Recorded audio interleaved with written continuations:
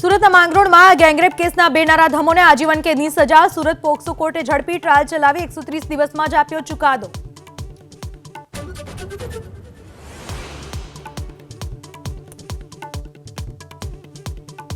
આર્મીની truck પલટી જતા બે જવાનો ઇજાગ્રસ્ત. પાલનપુર ડીસા હાઈવે પર ચડોતર પાટિયા પાસે બની ઘટના. અમદાવાદથી રાજસ્થાન જઈ રહી હતી ટીમ.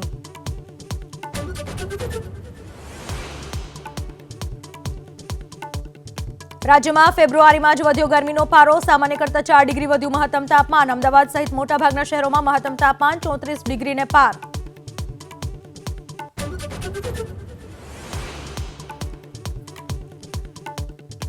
જન્મ પ્રમાણપત્રમાં નોંધાયેલી વિગતને જ માન્ય ગણવા હાઈકોર્ટનો આદેશ. આધાર કાર્ડ કે પેન કાર્ડના સરકારી રેકોર્ડમાં દર્શાવેલી જન્મ તારીખ નહીં ગણાય સંપૂર્ણ માન્ય.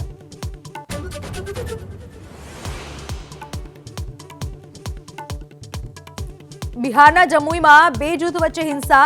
મંદિરે દર્શન કરી પરત ફરતા લોકો પર પથ્થરમારો થયાનો આરોપ. તણાવની સ્થિતિ બાદ ઇન્ટરનેટ બંધ. પોલીસ તૈનાત.